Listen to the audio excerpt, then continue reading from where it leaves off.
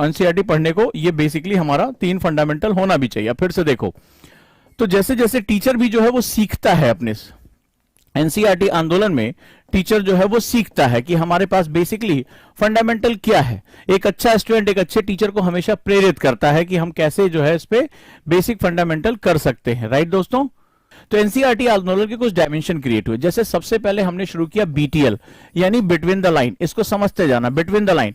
Between the line का मतलब होता है कि ढेर सारे एनसीईआरटी के फैक्ट्स नहीं रटने। ढेर सारी मार्केट में किताबें हैं, उनके क्रक्स आ रहे हैं, कोई उसके नोट्स बना रहा है, उसमें ढेर सारा जो है इंफॉर्मेशन दे दिया है। बीटीएल कहता है इसके अंदर अंडरस्टैंडिंग क्या होगी, छुपा हुआ मतलब क्या होगा, आप इसको समझ लो। एनसीईआरटी तुम्हारे लिए बहुत छोटा है, इसीलिए जब एलडब्ल्यूएमआई नोट्स हम क्लास में बनाते हैं तो वो क्या होता है, सिकुड़ता हुआ वो एक पेज के अंदर आ जाता है, और आपके लिए ये आसान होता है। आपने पूरा चैप्टर उठाया और उसके साथ लिंक कर दिया। इसके बाद जब बीटीएल होता है तैयार, तो बीटीएल के साथ तैयार होता है जो एनसीईआरटी। चूंकि एनसीईआरटी पहले ही पेज पे कहता है कि भाई हम अंडरस्टैंडिंग डेवलप करना चाहते हैं, हम एक स्टूडेंट में स्पेशली जो यूपीएससी एग्जाम देने जा रहा है उसको हम रॉट लर्निंग से दूर करते हैं। आपके पास एनसीईआरटी होगी, अभी आप खोल लो और पहला ही पेज निकाल लो जो प्रीफेस या आमुख के नाम से है कि एनसीईआरटी क्या कहना चाहता है। आप उसमें देखोगे भाई हम आपकी जो है रॉट लर्निंग नहीं बढ़ाना चाहते, हम आपको मगअप करना नहीं सिखाते हैं, हम आपको ये कहते हैं कि आप कितना जो है अंडरस्टैंड कर पाते हो अपने सराउंडिंग। उसमें लिखता है सराउंडिंग्स को, और यूपीएससी का एग्जाम यही, इसीलिए इसको सामान्य अध्ययन कहा जाता है, सामान्य ज्ञान नहीं कहा जाता। मैं इस पर कई बार बात कर चुका हूं, इसको जो है जनरल स्टडीज कहा जाता है। तो जनरल स्टडीज के केस में यानी कि सामान्य रूप से मेरे आसपास जो कुछ भी चल रहा है मुझे उसको विश्लेषण करने यानी उसको एनालिसिस करने की पावर होनी चाहिए। जब मैं उसको एनालिसिस कर पाऊंगा तो मेरा जो क्या होगा, अंडरस्टैंडिंग और इंटरडिसिप्लिनरी अप्रोच, ठीक है, इंटरडिसिप्लिनरी अप्रोच क्रिएट होता है, यानी अंतर विषय ज्ञान होता है। अंतर विषय का मतलब जो होता है वो ये होता है आप एक सब्जेक्ट से दूसरे सब्जेक्ट में अथॉरिटी के साथ इंटर कर जाएं, ठीक है, और एक दूसरे को क्या करें, लिंक कर दें। इंटर करके आप लिंक कर दें, आप सोसाइटी को इकोनॉमी के साथ, इकोनॉमी को पॉलिटी के साथ, पॉलिटी को अभी होने वाले बदलावों के साथ, ग्लोबलाइजेशन से जो है इंडियन कल्चर को जोड़ने की आप हिम्मत रख सकें। तो जब आप इस तरह से इंटरडिसिप्लिनरी अप्रोच करते हैं तो ये यूपीएससी की रिक्वायरमेंट होती है। इसके बाद जब इतना कुछ होता है तो हमारे पास नोट्स भी बहुत ढेर सारे होने चाहिए, लेकिन वो स्मार्ट नोट्स होने चाहिए।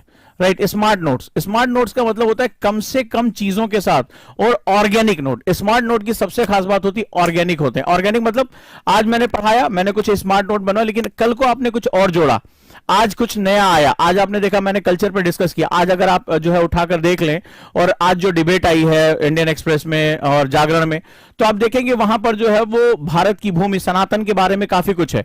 अब आपको कुछ उसमें नया मिला, आपने उठा के अपने नोट्स में डाल दिया, तो गुरु गुड़ और चेला शक्कर हो जाता है, चेला आगे निकल जाता है। यही इसकी सबसे खास बात होती है। तो स्मार्ट नोट्स जो ऑर्गेनिक हो, क्या हो, ऑर्गेनिक, यानी इसमें हमेशा वृद्धि की संभावना बनी रहे। इसीलिए हम लोगों ने क्या डेवलप किया, LWMI, less word more information. ये जब तीनों आप कम से कम मिलाते हैं तब एनसीईआरटी का जो एक जिसे कहते हैं एसेंस, जो उसकी खुशबू होती है वो तैयार हो जाती है। क्लियर है? तो यहां पर हमें सबसे ज्यादा ध्यान देने की आवश्यकता है। क्लियर? चलिए, तो अब हम लोग एनसीईआरटी को 3 तरीके से पढ़ना है। तो ये 3 चीजें जो होती है आज की बेसिक रिक्वायरमेंट है। अब इस बार मैं क्या नया लेने जा रहा हूं इस पे हम बात करेंगे, और सबके लिए मैंने ये कर दिया है क्योंकि एनसीईआरटी बहुत भारी भरकम डॉक्यूमेंट है। एनसीईआरटी एज अ टीचर मैं जानता हूं कि जब उसको आपको एलडब्ल्यूएमआई में क्रिएट करना होता है तो पसीने छूट जाते हैं। आज भी मुझे हर क्लास से पहले उतनी ही मेहनत करनी पड़ती है, उतना ही जो है वो एक तकलीफ होती है कि कैसे इसको शॉर्टर वे में लेकर जाएं, कैसे इसको इंटरलिंक करें, करंट से इसको कैसे जोड़ें। बहुत ही ज्यादा एक मेहनत वाला काम होता है। तो अगर टीचर के रूप में मेहनत वाला काम आपने देखा कि मैं अपने हाथ से बने हुए नोट्स आपसे पढ़ा, पूरे टाइम आपने मेरे हाथ से बने हुए नोट्स पढ़े, कभी मैंने कोई स्लाइड नहीं, कभी कोई जो है वो पावर पॉइंट नहीं, कुछ नहीं, मैं अपने हाथ से ही नोट्स बनाता हूं और अपने स्टूडेंट से भी उम्मीद करता हूं कि वो इसी तरह से काम करे। क्योंकि मैंने कहा ना कि सीखने की विधियां होती है, एनएलपी ट्रेनर होने के नाते I listen, I forget, I see, I remember, I do, I learn. मैंने सुना, मैं भूल गया, मैंने देखा, मुझे याद रहा, मैंने किया, वो मेरा हो गया। ठीक है, मैं हमेशा के लिए उसको सीख गया। तो आई डू, आई लर्न, जब आप अपने नोट्स टीचर के साथ बनाने जाते हो तो हम पीडीएफ कल्चर का इसीलिए बहुत विरोध करते हैं। क्लियर है दोस्तों? ठीक है, तो एनसीईआरटी में कुछ जर्नीज को हमें विजुअलाइजेशन करना पड़ता है। वो सब्जेक्ट कौन कौन से, जरा ध्यान से समझिए। Geography, geography, right. इसके बाद है एनवायरमेंट, पर्यावरण। इसके बाद है आर्ट एंड कल्चर, और इसके बाद है हिस्ट्री। मुझे लगा ये चारों एक लंबी यात्रा को अपने साथ रखते हैं। इनका जो स्वरूप है वो काफी अमूर्त है। पॉलिटी का स्वरूप फिर भी हमारे संविधान के आसपास और संविधान के जो तीनों अंग हैं उसके रूप में वो जुड़ा हुआ, चाहे कार्यपालिका, विधायिका या जो है वो हमारी न्यायपालिका है। ज्योग्राफी में भी एक बहुत बड़ा हिस्सा स्टैटिक है। हमें पता है कि हमें जलवायु विज्ञान, हमें जो है जैव भूगोल, भू आकृति विज्ञान, ये सब पढ़ना है। लेकिन उसके बाद भी ज्योग्राफी में एक हिस्सा ऐसा आता है जिसमें मानव भूगोल प्रवेश करता है, ह्यूमन ज्योग्राफी प्रवेश करता है। और ये जब मानव भूगोल जब प्रवेश करता है तो ये जाकर जुड़ जाता है आर्ट एंड कल्चर से। मेरी बात को ध्यान से समझिएगा। आखिर ये आर्ट एंड कल्चर किसके द्वारा और किसके लिए है, फॉर हुम, ये किसके लिए है और किसके द्वारा है, बाय हुम। तो ये जब आप देखेंगे कि आर्ट एंड कल्चर शुरुआत से ही मानव के साथ, मानव भूगोल के साथ जुड़ा। अब एकदम नई चीज बता रहा हूं इंटरडिसिप्लिनरी अप्रोच को क्रिएट करने के लिए। लेकिन जब हम मानव भूगोल पढ़ते हैं तो हमें मानव के अधिवास यानी सेटलमेंट के बारे में पढ़ना, उसकी जो यात्रा होती है।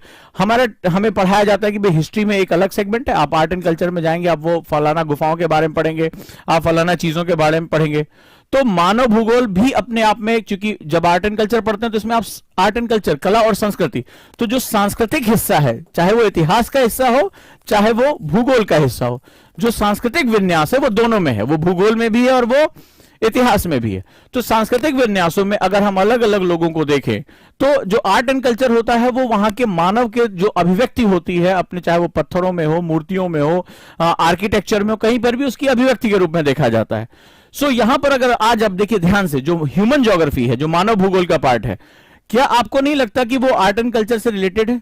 ये जो आर्ट एंड कल्चर है वो मानव के लिए और मानव जो है वो आर्ट एंड कल्चर के लिए जुड़ा हुआ है, हाँ या ना? मैं आपकी सहमति चाहता हूं अगर मेरी बात आप तक पहुंच रही है कि इंटरडिसिप्लिनरी अप्रोच क्रिएट किया जा सकता है, एक जर्नी को लिंक किया जा सकता है। ये मेरी इस बार की नई खोज है, ये इस बार का एक मेरा आपके लिए एक नया इनोवेशन है।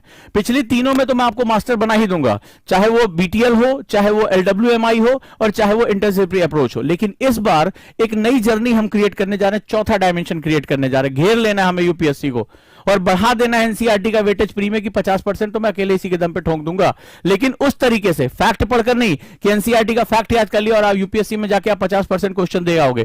क्वेश्चन समझ में आएगा तो ऑप्शन समझ में नहीं आएगा, ऑप्शन इतने ज्यादा टेढ़े टेढ़े होते हैं। लेकिन जब हम एनसीईआरटी को घेर लेंगे, एनसीईआरटी को चारों डायमेंशन से पकड़ लेंगे और इसमें पांचवा डायमेंशन आंसर राइटिंग हम जोड़ देंगे, जिस बार इस बार बहुत से बच्चों ने बहुत अच्छी आंसर राइटिंग की, बहुत से क्वेश्चन किए, टेस्ट दिए, तो उसकी वजह से हम एक डायमेंशन क्रिएट कर पाएंगे। अब आप मुझे बताइए, थोड़ा भी अगर आपको बेसिक जानकारी है, क्या human geography art and culture से जुड़ी हुई है?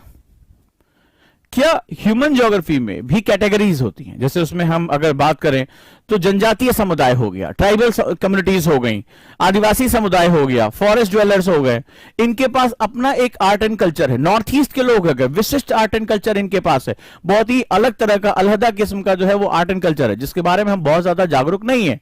तो आज की डेट में अगर आपने देखा, इसी बार आपने देखा होगा, नॉर्थ ईस्ट को फोकस करके क्वेश्चन यूपीएससी जरूर पूछता है, ये तय है। तो अगर हम इन दोनों को जोड़ ले जाए तो हमारे लिए चीजों को समझना कितना आसान हो, क्योंकि भूगोल, मैंने हमेशा कहा था, भूगोल हमेशा संस्कृतियों को प्रभावित करता है। भूगोल से तय होती है जलवायु और जलवायु से तय होती है संस्कृतियां।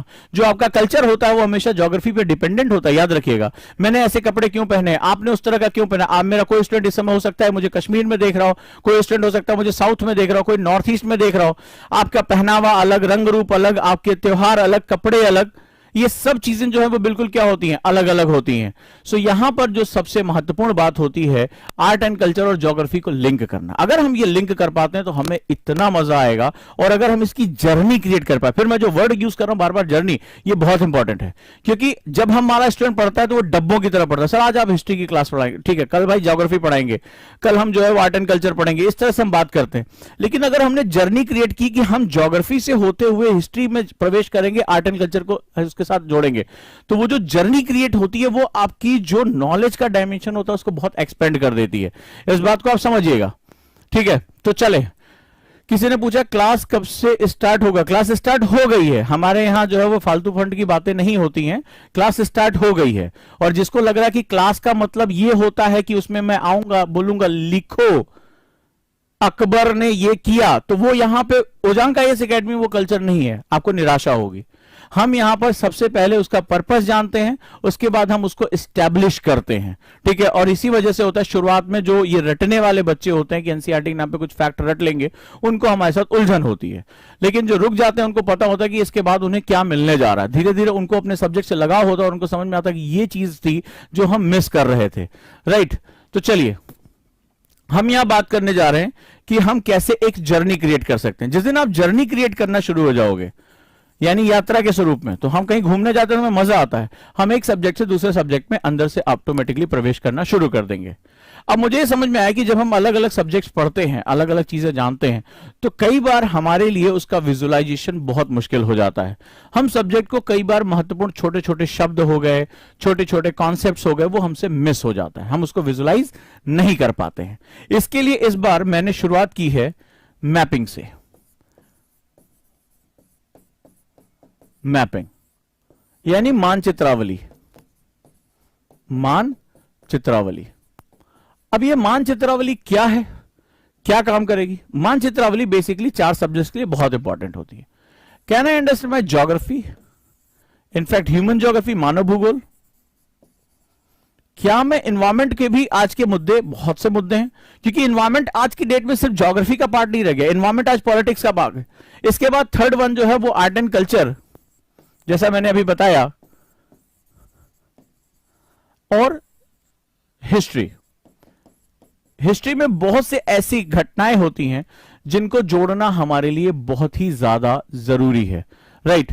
तो ये अगर हम शुरुआती दौर में, यानी कि सब्जेक्ट में एंटर होने से पहले अगर हम थोड़ा सा मैपिंग करते हैं और हम मैपिंग के फंडामेंटल समझ लेते हैं, जैसे मैंने आपसे कहा, कई मैंने बच्चों से बात किया, आपको बहुत आराम से पता होगा हड़प्पा कल्चर, बहुत आराम से आपको पता होगा, ठीक है। और आप याद भी कर लेते हो लोथल में क्या मिला, जो है मोहनजोदाड़ो में क्या मिला, XYZ। लेकिन अगर मैं तुमसे पूछूं कि उसकी जो ज्योग्राफिकल स्थिति थी वो क्या थी, वो किस रूप में थी और वही क्यों थी, और भूगोल ने इस इतिहास को रचने में क्या मदद किया, ठीक है। भूगोल ने इस इतिहास को रचने में क्या मदद किया, किस रूप में जो विभाजन हुआ वो किस रूप में हुआ, कहां पर उसका जो हमें प्रत्यक्ष मिलता है, और किस रूप में संस्कृतियों का विस्तार होता है। अगर मैं तुमसे बात करूं छोटे छोटे शब्दों के बारे में, इतिहास के, किस रूप में रजवाड़े आगे बढ़े, डायनेस्टीज आगे बढ़ी, जो है महाजनपद आगे बढ़े, तो बहुत आपको कई बार क्या होता है कि आप फैक्ट के रूप में याद करते हैं। अगर मैं विजुअलाइजेशन मैप के माध्यम से समझ जाऊं तो मेरे लिए चीजें कितनी आसान हो जाएंगी, कितनी आसानी से मैं इन चीजों को समझ पाऊंगा कि हाँ ये हिस्ट्री में ऐसा हुआ। फिर जब मैं क्लास पढ़ाने आऊंगा तो इससे आपकी जो अंडरस्टैंडिंग है वो कई गुना बढ़ जाएगी। आप समझ पाएंगे कि सर किस चीज के बारे में बात कर रहे हैं, जलवायु के विभाजन क्या है, मिट्टियों के विभाजन क्या है, जनजातीय मानव विभाजन हमें किस रूप में देखने को मिल रहा है, इतिहास में किस तरह से हम प्रागैतिहासिक काल से लेकर, एंशिएंट टाइम से लेकर, हड़प्पन कल्चर से लेकर आज वर्तमान समय में हम इतना कुछ जो विस्तार करते चले जा रहे हैं। इसके माध्यम से आपका जो विजुअलाइजेशन इंपैक्ट है वो कई गुना बढ़ जाएगा। सबसे बड़ी बात होगी आपको जो एक, जिसे कहते हैं जर्नी ऑफ द सब्जेक्ट, यानी विषय की यात्रा बहुत आसानी से आपको समझ में आनी शुरू हो जाएगी। ये मैं पिछले कुछ समय से लगातार महसूस कर रहा था कि इन बच्चों को इस तरह से ये चीज दी जानी चाहिए, और इस बार इनोवेशन के रूप में मैं इसको लेकर आ रहा हूं। हालांकि ये सबके लिए बहुत जरूरी है, हम बहुत फैक्ट याद करते हैं लेकिन हम उसको विजुअलाइज नहीं कर पाते। छोटा सा एग्जांपल लेता हूं आपसे, नालंदा। नालंदा के बारे में आपने बहुत सुना होगा, सभी लोग जानते होंगे, लेकिन क्या आप नालंदा की मैप पे लोकेशन बता सकते हैं? क्या कारण है कि वहां आक्रमण हुआ, आक्रमण करने वाले का रूट क्या रहा? क्या आप बता सकते हैं भारत में बोलने जाने वाली मुख्य रूप से संस्कृत भाषा और अंत में चलकर मराठी या तमाम भाषाएं इसी से निकली हैं? मुझे बता सकते हैं कि ऑस्ट्रिया रीजन से आने वाली भाषाओं का जो विस्तार है वो कैसे रहा? तो क्या आप वो मैप देख सकते हैं? अगर आप जाते हैं मॉडर्न इंडिया में तो आप स्लेव ट्रेड के बारे में पढ़ते हैं, यानी कि जो है वो व्यापार के बारे में, किस तरह से जो है वो दास किया गया। आपको याद होगा कि भाई जो कंपनीज आई थी, चाहे डच हो चाहे पुर्तगीज हो, ये क्या हुआ, लोगों को, जो अश्वेत लोग हैं इनको जो है दास के रूप में लेकर। लेकिन तुम्हें स्लेव ट्रेड का बेसिक फंडामेंटल पता है कि वो स्लेव ट्रेड का रूट क्या था, कहां से वो आए और कहां गए, फिर उनका किस रूप में इस्तेमाल किया गया। तो जब आप इसको देखते हैं तो आपको इतिहास की समझ, भूगोल की समझ, आर्ट एंड कल्चर की समझ लगातार बढ़ती चली जाती है। यहीं पर यह चीज क्यों हुई, इसकी आपकी अंडरस्टैंडिंग बढ़ जाती है। इससे जो सबसे इंपॉर्टेंट होता है वो होता है आप आगे चलकर जब टीचर इसमें प्रवेश करता है तो आपकी अंडरस्टैंडिंग कई गुना बढ़ जाती है, क्योंकि आपको सारी चीजें विजुअलाइज हो चुकी हैं। हालांकि मैंने बहुत कोशिश की, मैं मैप का पोर्शन, स्पेशली इन चारों मैप का पोर्शन बिल्कुल अलग करता जा रहा हूं। इससे मुझे जो सबसे बड़ा फायदा होगा आगे चलकर आपको सब्जेक्ट को कनेक्ट करने में, ह्यूमन ज्योग्राफी को कनेक्ट करने में, तमाम तरह के ऐसी चीजों को कनेक्ट करने में। जैसे मान लीजिए आपसे डॉक्ट्राइन ऑफ लैप्स पढ़ते हैं आप हिस्ट्री में, आप लोगों ने बहुत नाम सुना होगा कि ईस्ट इंडिया कंपनी को चार्टर दिए जाने से लेकर प्लासी की युद्ध से लेकर और आगे चलकर जो है वो बड़े भूभाग पर भारतीयों का कब्जा होने, 1947 तक एक बड़े भूभाग पर कब्जा हो जाने तक, वहां भारत को छोड़कर जाने तक आपने बहुत कुछ पढ़ा होगा। लेकिन आपने देखा होगा कि अलग अलग, चाहे गवर्नर जनरल या वाइस रॉय के टाइम पर किस तरह से भारत में भौगोलिक संरचनाओं का विस्तार हुआ, कैसे भारत का जो उन्होंने धीरे धीरे क्या किया कि वो कब्जा बढ़ाते चले गए। और इस तरह अगर आप उसको विजुलाइज कर पाते हो कि क्या उन्होंने अटैक किया, किस तरह से अटैक किया, कि धीरे धीरे वो उन्होंने 200 सालों के अंदर भारत के पूरे भूभाग पे, यानी इंडियन सब कॉन्टिनेंट के पूरे हिस्से पर उन्होंने अपना कब्जा जमा लिया, तो इससे आपकी अंडरस्टैंडिंग कई गुना बढ़ जाती है। एग्जाम्पल लेता हूं, ठीक है, आज एक बेसिक फंडामेंटल के साथ जाता हूं। तो मैं सबसे पहले आप सभी को आमंत्रित करूंगा इस मैपिंग की क्लास में। एनसीईआरटी बेस्ड पूरी मैपिंग रहेगी और इन चारों सब्जेक्ट्स को मैं बैलेंस करने का प्रयास करूंगा कि आपको एक बेसिक संरचना जो है वो पता चले, फिर आगे एनसीईआरटी को जोड़ने में आपको बहुत मदद हो जाएगी। चलिए शुरू करते हैं हम लोग।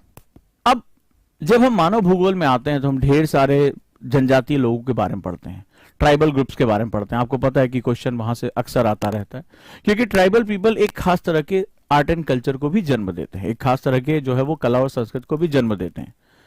अब अगर मैं भारत में पाई जाने वाली उन जनजातियों को अगर मैप करना शुरू करूं, उनके बारे में बात करना शुरू करूं, उनके आर्ट एंड कल्चर से आपको जोड़ सकूं, तो आपको विजुअलाइजेशन करने में बहुत आसानी होगी। साथ ही साथ इसमें जो कुछ नया आया है उसको भी हम समझ सके। जैसे लद्दाख क्षेत्र में जाते हैं और हम एक ऐसी जनजाति के बारे में बात करते हैं जो चांगथांग में रहता है, और ये कैसी है, ट्राइबल कम्युनिटी, खाना बदोश जनजाति। अगर कोई मेरा पुराना स्टूडेंट एनसीईआरटी का इसमें होगा तो जो ट्राइबल कम्युनिटीज के साथ साथ जो खाना बदोश यानी नोमैडिक हैं ये सारे के सारे। सो नोमैडिक्स कैसे काम करते हैं, नोमैडिक्स यानी खाना बदोश क्यों होते हैं वो खाना बदोश, क्या रीजन होता है कि उनके पास अपना परमानेंट सेटलमेंट नहीं होता और वो उनके पास परमानेंट इकोनॉमिक सिस्टम डेवलप नहीं होता है। तो आज वो समझ गए होंगे कि मैंने इस शब्द के बारे में बताया था। तो बेसिकली इससे आपको क्या हुआ कि आपने एक ही जगह पर वो सारा का सारा सिस्टम देख लिया, कौन कौन से सेगमेंट है। आप अरुणाचल प्रदेश में जाते हैं और एक ऐसे जनजाति, ऐसे ट्राइबल कम्युनिटी के बारे में जानते हैं जो मोन्यूल क्षेत्र में, एक पहाड़ी क्षेत्र में जो चीन के साथ लगने वाली सीमा है, वहां पर वो अपना निवास करता है। इसी तरह अगर हम बात करें, ठीक है, एक अब उड़ीसा में जाते हैं और उड़ीसा में एक सपेरा, ठीक है, स्नेक चार्मर्स, एक ऐसा खाना बदोश, ये भी जो है वो लगातार नोमैडिक्स हैं, चलते रहते हैं। और 2015 में जिनको अनुसूचित जाति, ठीक है, अनुसूचित जाति शेड्यूल्ड कास्ट में इनको जो है जोड़ा गया है, और यहां पर ये बेसिकली जो है वो बहुत पुराना एक समुदाय है जिनका स्नेक चार्मिंग का एक बहुत बड़ा आर्ट है, सांप पकड़ने के विशेषज्ञ के रूप में ये जाने जाते हैं। क्लियर है। इसी तरह अगर मध्य प्रदेश में चलते हैं तो बैगा जनजातियों का प्राकृतिक आवास रहा राष्ट्रीय पार्क, वो नेशनल पार्क जहां पर एक खास तरह की जनजाति रहती है जो संरक्षित है, वो बैगा जनजाति। तो वो जगह कौन सी है और उसके बारे में हम क्या ले सकते हैं बात। मणिपुर की अगर हम बात करें तो यहां पर ऐसी आदिवासी बस्तियां जो पैती, हमार और गंगते, पैती, हमार और गंगते जनजातियां कहां पर रहती हैं, इनकी क्या खास बात है, ठीक है। तो मेरी क्लास हिंदी और इंग्लिश दोनों में होती है, राइट, इसमें टेंशन लेने की जरूरत नहीं है, हिंदी और इंग्लिश बोथ। अगर मैं साउथ में आता हूं, केरल में, तो एक आदिवासी जनजाति रहती कुमली। अब आपको यह पता चल जाएगा कि ये बेसिकली कहां रह रही, इनकी क्या खास बात है, इनका कल्चरल सेटअप क्या है, ये किस तरह के नृत्य, किस तरह का आर्ट एंड कल्चर ये अपने साथ कैरी करते हैं। यहीं केरल में अगर हम बात करें तो मुथुवन, ठीक है, एक ऐसी ट्राइब जिसका नाम मुथुवन है, और वो बेसिकली जो हमारे वाइल्ड लाइफ सेंचुरीज हैं, जो वन्यजीव अभयारण्य है, वहां रहती हैं। तो इनका क्या, ये पूरे ज्योग्राफी का हिस्सा है जिसको आप विजुलाइज करते हुए इसको देख सकते हैं। गांधीनगर की बात करें, गुजरात के आसपास की, तो एक खास तौर पे एक जो है वो चरवाहा समुदाय है, एक हर्डर है यहाँ पे, जो बेसिकली कहां पर, बन्नी घास भूमियां। तो अगर मैं तुमसे पूछूं कि बन्नी ग्रासलैंड्स, ये ग्रासलैंड्स हैं, एक खास तरह का क्लाइमेटिक सेगमेंट्स होता है, वो कहां पाया जाता है और ये चरवाहा समुदाय कहां रहता है। तो ज्योग्राफी पढ़ने का एक तरीका आपके पास ये भी है कि आप मैपिंग के माध्यम से ज्योग्राफी पढ़ सकते हैं। फॉर एग्जाम्पल मैं हिस्ट्री की बात करता हूं, अब मैं हिस्ट्री के बारे में बात कर रहा हूं और कल मैं यहां पर आपको इसके बारे में एक डिस्कस करना शुरू करूंगा। आपने बहुत सी चीजों के बारे में सुना होगा, फॉर एग्जाम्पल सुवर्ण रेखा नदी हो गई, हमने इतिहास में ये चीज देखते हैं हम बार बार कि नदियों के आसपास हमारी मानव बस्तियां बसती हैं, हमारा कल्चरल सेटअप होता है, हमारे सांस्कृतिक, हमारे कल्चरल, हमारे व्यावसायिक जो हमारे सेगमेंट्स है वो यहां पर हमारे डेवलप होते चले जाते हैं। आपने बादामी का नाम सुना होगा, आपने हिस्ट्री में बहुत बार बार इसका नाम सुना होगा। क्या खास बात है इसकी? ठीक है, आपने बड़ौदा का नाम सुना होगा, आपने तमाम जो है और काली सिंध के आसपास का जो बेस नगर का इलाका विदिशा का नाम आपने सुना होगा। खासियत क्या होती है इनकी? नदियों के किनारे ये नगर क्यों रहे हमारे, इनका महत्व क्या है हमारे जीवन में? तो इसके माध्यम से हम लोग जो है art and culture, geography, human geography, इन सबको हम एनवायरमेंट, इन सबको लगातार जोड़ सकते हैं, राइट। जैसे बन्नी घास भूमियों के बारे में बात करें तो ह्यूमन इंटरवेंशन की वजह से हम ज्योग्राफी पढ़ रहे हैं, लेकिन मानव की जो है बसावट की वजह से खेत बनाए जा रहे हैं और वनों को काटा जा रहा है। नतीजा हो रहा है कि बन्नी घास भूमियों को लगातार बहुत नुकसान हो रहा है। तो गुजरात में उन बन्नी घास भूमियों के नुकसान होने की वजह से, उस क्षेत्र में मानव के प्रवेश होने की वजह से जो यहाँ की जो बेसिक जनजाति है उनका भी आवास क्या हो रहा है, नष्ट होता चला जा रहा है। इसकी वजह से आप लगातार जो है वो एक पॉइंट से दूसरे पॉइंट में इंटर करते चले जा रहे हैं। यही इस समय जो सबके लिए शुरुआती मेरी क्लास होगी वो इसी तरह की क्लास होगी जहां पर मैं आपको मैपिंग जो है दूंगा, मैपिंग से लिंक करूंगा, आपको पूरी जर्नी यानी एनवायरमेंट की जर्नी, ज्योग्राफी की journey, human geographic journey, art and culture और हिस्ट्री, ये सब एक साथ कनेक्ट होती चली जाएगी। सब्जेक्ट को आप कनेक्ट करना सीख जाएंगे और आप एक पॉइंट से दूसरे पॉइंट पे एंटर कर जाएंगे, ठीक है। तो अब इस तरह से क्या होगा, आपको एक बहुत लार्जर डायमेंशन में, इसके बाद जब हम एनसीईआरटी में एंटर करेंगे तो वहां आपको लार्जर डायमेंशन में आपको इसके बारे में पता चलना शुरू हो जाएगा। पढ़ने का तरीका हमें बदलना पड़ेगा, हमें वो पारंपरिक तरीके से अंडरलाइन कर करके लिखने की बजाय हमें बीटीएल पढ़ना पड़ेगा, बिटवीन द लाइन। हमें नोट्स भी अब उस तरह से पैराग्राफ वाले नहीं बनाने पड़ेंगे, हम एलडब्ल्यूएमआई में जाएंगे। इसके बाद हम मैपिंग बेस पे इंटरलिंकिंग करेंगे, हम जर्नी समझेंगे, हमें सबको समझ में आएगा। इसके बाद जब मैं मैपिंग की पूरी क्लास करूंगा, मैं प्रागैतिहासिक काल से लेकर जब वर्तमान समय तक आऊंगा, हिस्ट्री आपके दिमाग में छप चुकी बिल्कुल होगी, यानी आपके पास पूरा डायग्राम होगा, आपके पास छोटे छोटे पॉइंट्स होंगे। अब जब हम हिस्ट्री एनसीईआरटी में, चूंकि एनसीईआरटी की हिस्ट्री बहुत लार्जर है, बहुत बड़ी है, और वहां जब हम प्रवेश करेंगे तो आपको समझ में आएगा सर किस बारे में बात करें, क्योंकि वो आपके पास है।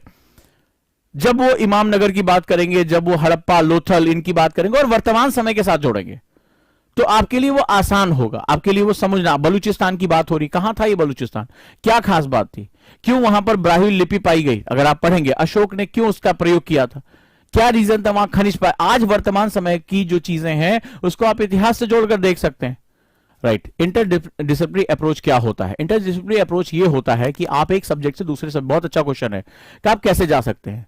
फॉर एग्जांपल, अगर मैं इकोनॉमी पढ़ रहा हूं और इकोनॉमी में मैं एक ऐसे समाज के बारे में पढ़ रहा हूं, इकोनॉमी स्लो है, फॉर एग्जांपल इंडिया में फार्म लॉ को लेकर इतनी बात हो रही, कृषि कानूनों को लेकर, बहुत अच्छा क्वेश्चन इन्होंने पूछा, जवाब पहले इनका सुनो।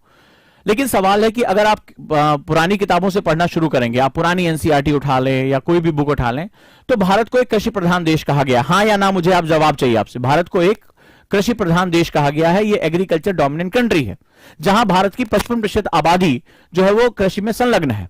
और अगर आपने, अब देखिए मैं आपको एग्रीकल्चर पढ़ा रहा हूं, मैं आपको एक सेगमेंट बता रहा हूं।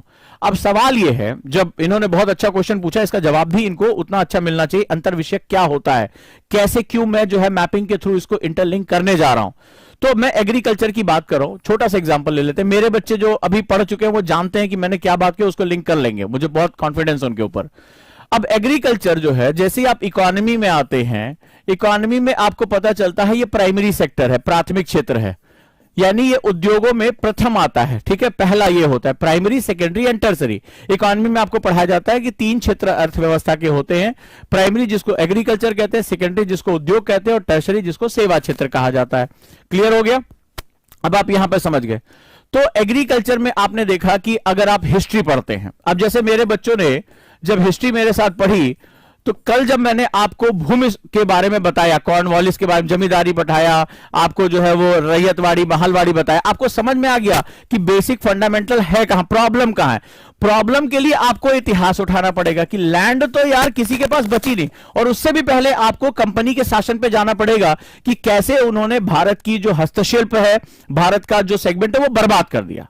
अब इंटरडिसिप्लिनरी की पावर देखिए, बड़े ध्यान समझिएगा, जितने भी बच्चे तैयारी करने जा रहे हैं, अगर ये इंटरडिसिप्लिनरी अप्रोच नहीं है तो यूपीएससी आपसे ये नहीं पूछेगा भारतीय कृषि से आपका क्या तात्पर्य है, ये नहीं क्वेश्चन पूछेगा वो। ये यूनिवर्सिटी में आपने कॉलेज में छोड़ा हो, यूपीएससी बहुत डेप्थ में जाकर आपका दिमाग निचोड़ लेता है, और यूपीएससी है ही इंटरडिसिप्लिनरी अप्रोच। अब देखो क्या होगा, मुझे आज भारत के हम कानून क्यों लेकर आ रहे हैं, हमने 3 जो है कानून क्यों बनाए थे, या भारत में हम कृषि सुधारों के बारे में बात क्यों कर रहे हैं। सुधार इसलिए करते क्योंकि बिगड़ा हुआ है, कहते ना इसको सुधार दो मास्टर साहब, अरे बिगड़ा हुआ तब तो सुधार रहे ना उसको। इसका मतलब है आज जो हमारे पास एग्रीकल्चर के जो सेगमेंट्स हैं, एग्रीकल्चर में बहुत सी बिगड़ी हुई बातें हैं, वो भी मैं आऊंगा। अब मुझे इस बात को समझने के लिए मुझे इतिहास खंगालना पड़ेगा, प्रॉब्लम कहां से। अगर तुम आज प्रॉब्लम समझने की कोशिश करो कभी नहीं समझ पाओगे। आज प्रधानमंत्री ने कहा कि भारत में एग्रीकल्चर में 80% लोग ऐसे हैं जिनके पास 2 हेक्टेयर से कम भूमि है। ये उन्होंने कहा, ये फैक्ट है। भारत में एक्चुअली में 1.3 हेक्टेयर भूमि है, प्रति व्यक्ति के हिसाब से उपलब्ध है। मान लेते हैं 2 हेक्टेयर भूमि है, तो इसका मतलब है ये 2 हेक्टेयर की बात आई कहां से, क्योंकि अगर आप मेडाइवल हिस्ट्री पढ़ते हो तो भाई भूमि का स्वामी तो राजा या बादशाह होता था। तो कहां से ऐसा चेंज आया कि भूमि खरीदने बेचने की चीज हो गई। आप इतिहास में जाकर, हिस्ट्री में जाकर आप इसकी पड़ताल करते, आप पाते हैं कि किस तरह से हमारे यहां जो उद्योग थे, हैंडीक्राफ्ट था, दस्तकारी, इसको खत्म किया गया। लैंड के ऊपर प्रेशर बढ़ा, एग्रीकल्चर नीचे आ गया, और एग्रीकल्चर को फिर खरीदने बेचने की चीज कर दी गई। और वहां पर जो है अंग्रेजों ने जो तमाम जमींदारी व्यवस्था और इस तरह की व्यवस्था की, लैंडलॉर्ड वो लेकर आए। उससे क्या हुआ, धीरे धीरे जो काश्तकार था, जो पीजेंट था, किसान नहीं, फार्मर नहीं, पीजेंट जो था, वो धीरे धीरे क्या हुआ, निचुड़ता चला गया। ठीक है, और एक व्यवस्था आती ऐसी चली गई जहां सप्लाई चेन लंबी हो गई, बहुत लंबा। अंग्रेज जमींदार को जमींदार, साहूकार को साहूकार, कृषक को नोचना शुरू कर दिया, तो वो बीमारी आती चली गई। आजादी के बाद इसको एड्रेस किया जाना था, नहीं एड्रेस कर पाए। 2 तरह से एड्रेस होना था, एक होता है प्रत्यक्ष। अब ध्यान से देखो, इकोनॉमी को समझने के लिए भी अब तुम्हें आजादी के बाद का इतिहास पढ़ना पड़ेगा। अब आगे इसमें तुम्हें क्या करना है, रिफॉर्म करना है। अब ध्यान से समझते जाओ, ये कितना बवाली मैं तुम्हारे सामने लिखूंगा, और एनसीईआरटी में तुम्हें कैसे पकड़ना, चाहे खुद से पढ़ो, मेरे साथ पढ़ो, कैसे भी पढ़ो, लेकिन पढ़ना तुम्हें ऐसे ही है। नहीं तो इंटरडिसिप्लिनरी अप्रोच नहीं क्रिएट कर पाओगे तो कभी नहीं समझो। अब जो बोर्ड पे होने जा रहा है उसको ध्यान से देखो कि मुझे रिफॉर्म करना है, मुझे सुधार करने हैं। सुधार 2 होंगे, एक प्रत्यक्ष होगा, डायरेक्ट, जैसे आप फॉर्म लॉ लेकर आए थे, आप बिल लेकर आए थे, आपने 3 कानून बनाए, इससे पहले भी तमाम कानून, एमएसपी पे बात चल रही है, तमाम तरह की, मैं इसके लेफ्ट में नहीं जाऊंगा कौन सही कौन गलत है। और दूसरा एक होता है अप्रत्यक्ष। प्रॉब्लम क्या है, प्रॉब्लम कहता है कि एग्रीकल्चर में जो लैंड है उसके ऊपर प्रेशर बहुत ज्यादा है। भाई जब मेरे पास 2 हेक्टेयर जमीन ही है तो मैं क्या नंगा, क्या नहाएगा, क्या निचोड़ेगा, वही वाली हालत हो गई है। देश का 80% किसान, वो भी हमारा 80%, समझ रहे हो, भारत की 55% जो आबादी है वो कृषि क्षेत्र में संलग्न है, उसका 80%। सोचो कई देशों की आबादी से ज्यादा, इतना जो है उसके पास अपनी गरीबी से निकलने का कोई रास्ता नहीं, क्योंकि लैंड ही उसका बेस है। और भूमि सुधार तुम्हारे देश में कभी बहुत ज्यादा जो है वो सबसे नहीं हो पाए। तो तुम्हें 2 काम करना पड़ेगा, जहां से बात बिगड़ी है वहीं सुधारनी पड़ेगी। बिगड़ी क्यों थी, बिगड़ी इसलिए थी कि वहां के राजे महाराजाओं को अंग्रेजों ने खत्म किया, उनको पेंशन देकर किनारे कर दिया, ठीक है, और जितने भी दस्तकारी थी उन्होंने अपना बाजार भारत को बनाने के लिए, भारत को बर्बाद कर देने के लिए उन्होंने भारत के हैंडीक्राफ्ट को, भारत के कुटीर उद्योग को खत्म कर दिया, कॉटेज इंडस्ट्री को, और सारे के सारे लोग आ गए लैंड पे। तो पहला सुधार तो यह करना है कि यार इनकी इनकम सुरक्षित करो, इनको लैंड रिफॉर्म करके दो, इनको जो है ज्यादा जमीनें दो, सहूलियत दो, सिंचाई दो, बीज दो, इनको सुविधाएं दो, इनको बाजार दो, इनको मंडी दो।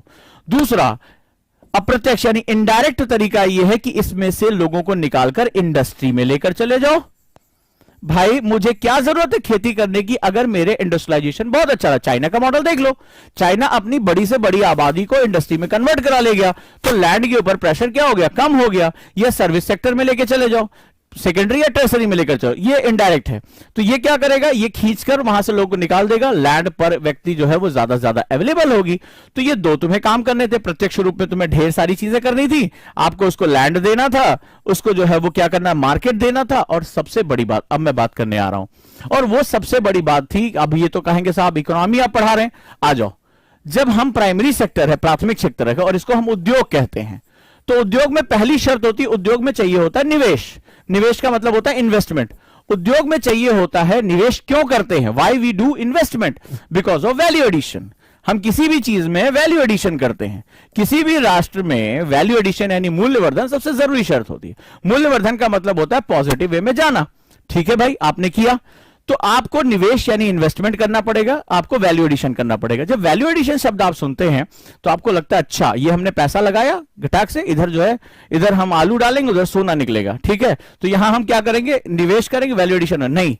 वैल्यू एडिशन के भी डायमेंशंस होते हैं। वैल्यू एडिशन में पहली शर्त होती है, मान लीजिए वैल्यू एडिशन आपको करना है, आज आप किसी गांव देहात में है, आज आप सोच रहे हैं एनसीईआरटी बहुत कठिन है, लेकिन आपने आईएएस बनने का सपना देख लिया।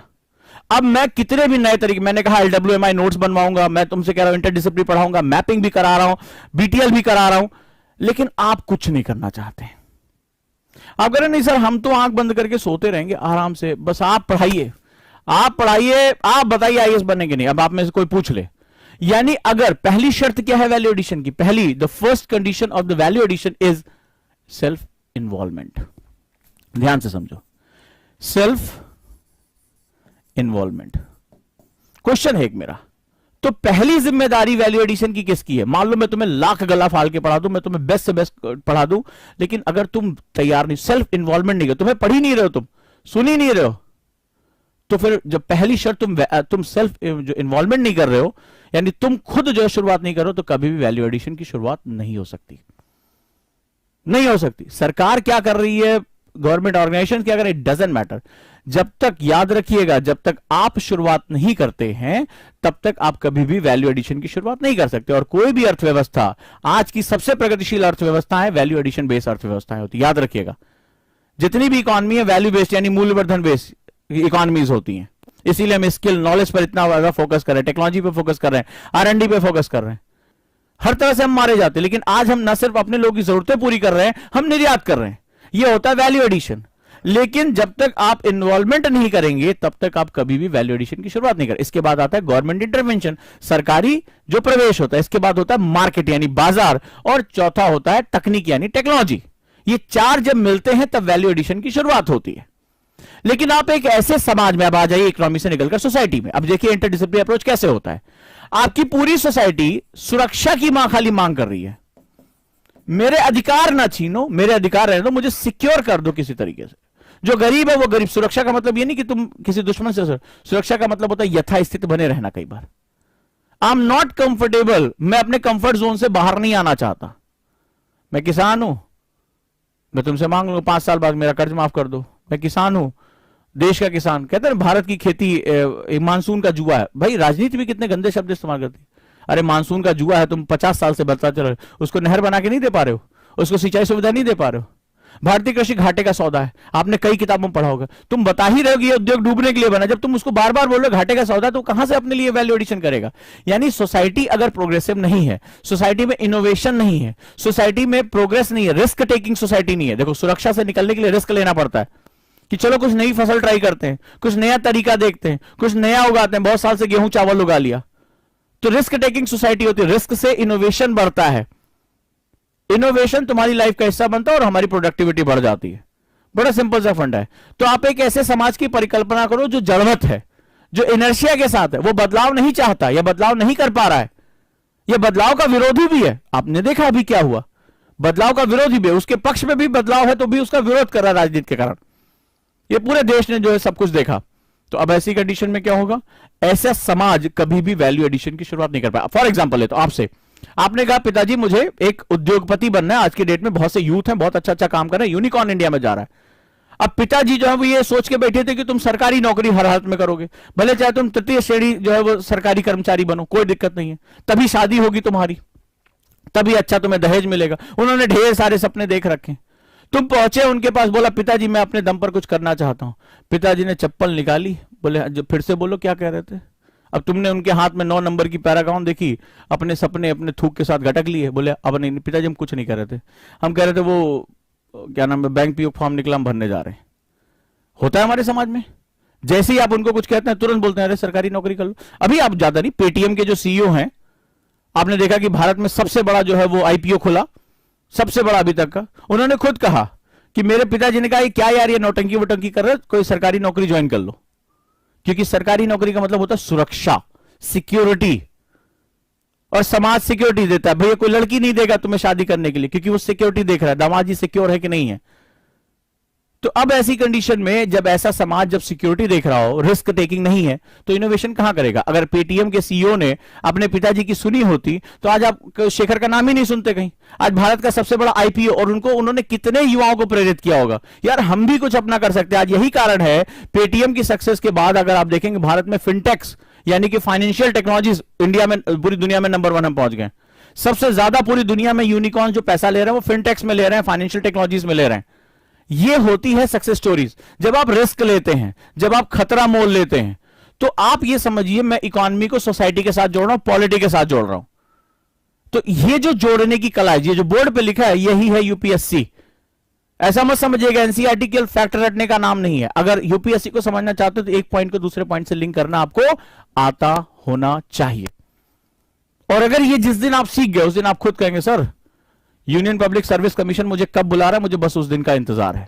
इतना कॉन्फिडेंस आ जाएगा। यही मैं कोशिश करूंगा आपके साथ कि आप इस तरह के कॉन्फिडेंस के साथ ही आगे बढ़ें और अच्छे से अपनी पढ़ाई को करें। क्लियर है? तो मेरी बात आप लोगों को समझ में आई? बड़ा इंपॉर्टेंट है, बहुत इंपॉर्टेंट सेगमेंट है ये आपके लिए। तो यहां पर अगर आप करेंगे तो बहुत ही अच्छा रहेगा। Divyoday please take class in English. मैं दोनों लैंग्वेजेस में यूज करता हूं और मेरे नोट्स इंग्लिश में होते हैं, मैं उसको हिंदी में बोलता हूं और लिखवाता हूं। और LWMI में वैसे भी ज्यादा लिखने के लिए होता नहीं है, वो एक अलग ही लेवल का नोट्स होता है, तो कोई परेशान होने की जरूरत नहीं है। ये अगर मेथड आप समझ गए, ठीक है, ये मेथड आप समझ गए तो आपके लिए बहुत ही अच्छा रहेगा, बहुत ही अच्छा रहेगा। आईपीओ, इनिशियल पब्लिक ऑफरिंग, पहली बार जब शेयर निकाले जाते हैं इसको आईपीओ बोलते हैं, इनिशियल पब्लिक ऑफरिंग। जब जनता आप पे भरोसा करके आप पे पैसा डालती है, जब आपके पास एक बेस होता है, यानी जनता अब आपकी कंपनी में आप भागीदार हो गए, शेयर होल्डर हो जाती है। आईपीओ वर्जिन शेयर्स होते हैं, इससे पहले वो खरीदे बेचे नहीं जाते। कोई नई कंपनी जब पहली बार शेयर मार्केट में आती है तो आईपीओ निकालती है। ये बताती है कि लोगों का आपकी कंपनी में कितना भरोसा है। आज भारतीय इस भरोसे को पैदा कर, आज भारतीय युवा, आप जो यूनिकॉर्न्स के बच्चे 32 साल 33 साल 36 साल, ये एज है हमारे एंटरप्रेन्योर्स की, ये वो बेहतरीन कार्य कर रहे हैं। तो भारत एक अगला सेगमेंट देख रहा है, लेकिन भारतीय समाज में एक विरोधाभास है। एक बड़ा समाज रिस्क ले रहा है और एक बहुत बड़ा समाज एक जो है सुरक्षा में अभी भी जुड़ा होता है। तो भारतीय किसान की जो सबसे बड़ी समस्या है वो रिस्क टेकर नहीं है, वो रिस्क जीवन का ले रहा है, वो इनोवेशन का रिस्क नहीं ले रहा है। और इसीलिए क्वेश्चन ये भी है कि जब कानून सरकार बनाती है तो जनता खुद क्यों नहीं अपने लिए कुछ मांग करती है। क्वेश्चन ये है कि क्या 20% लोगों ने इस कानून को जब रद्द कराया तो 80% लोग कहां थे जिन्होंने अपने हक की ना मांग की और ना वो अपने हक के बारे में जागरूक हो पाए। ये एक बहुत बड़ा क्वेश्चन है, क्योंकि सरकार की शक्तियां लोगों की शक्तियों के साथ जुड़ जाती हैं, लोगों की शक्तियां ही सरकार की शक्तियां होती है। The peoples power is the power of government. अगर लोग साथ है, नहीं भाई तुम हमारे उसको हाईजैक क्यों कर रहे हो, तो लोग किनारे हो जाते हैं वहां से, लेकिन सरकार कुछ नहीं कर सकती।